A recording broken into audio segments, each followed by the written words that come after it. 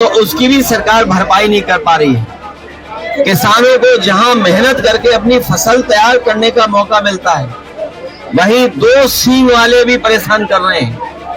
हर खेत की रखवाली करनी पड़ रही है और हमारे बड़े पैमाने पर बेरोजगारी है। 9 साल में इस सरकार ने नौजवानों को नौकरी रोजगार नहीं दिया। सोचिए आप, अगर नौजवान को नौकरी और रोजगार नहीं मिलेगा तो उनका भविष्य क्या है, और अगर नौजवानों का भविष्य नहीं है तो हमारे समाज का, प्रदेश का, देश का भविष्य अच्छा नहीं हो सकता है। मैं देख रहा हूं कि विधानसभा में बैठ करके भारतीय जनता पार्टी के लोग झूठ बोल रहे हैं। वो कह रहे हैं कि बिजली आ रही है, 24 घंटे बिजली दे रहे हैं, लेकिन यही कि हमारे लोग बता रहे हैं कि बिजली है ही नहीं है। और अगर बिजली आ भी रही है तो जो समाजवादी सरकार में बिजली बन रही थी उसको महंगा करके गरीबों को दे रहे हैं, उनसे ज्यादा पैसा वसूल रहे हैं। जीएसटी बढ़ाते बढ़ाते हमारे किसानों की हर सामान पे जीएसटी ले रहे हैं, उससे उनका सामान, इक्विपमेंट सब महंगे हो रहे हैं। ये महंगाई इसलिए कि मुनाफाखोरी की वजह से है। ये सरकार मुनाफा कमाना चाहती है, लाभ लेना चाहती है।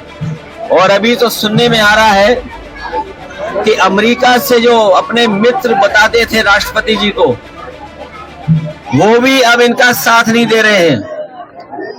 ये लोग हमें और आपको उलझा रहे थे ट्रिलियन ट्रिलियन कह करके, ट्रिलियन ट्रिलियन कि हम ट्रिलियन ट्रिलियन की अर्थव्यवस्था बनाएंगे।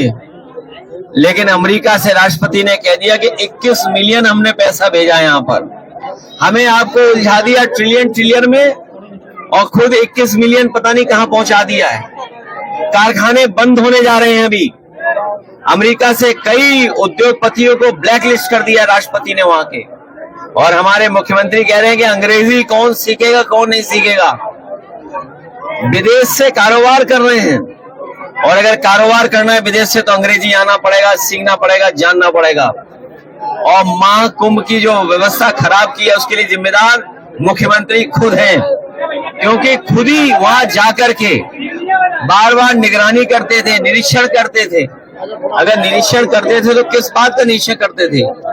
जो लोगों की जान गई है कुंभ में, उसकी सूची नहीं दे पा रहे, नाम नहीं बता पा रहे हैं। जो खोया पाया केंद्र में है वो भी नाम नहीं दे पा रहे हैं, क्योंकि सरकार डरी हुई है।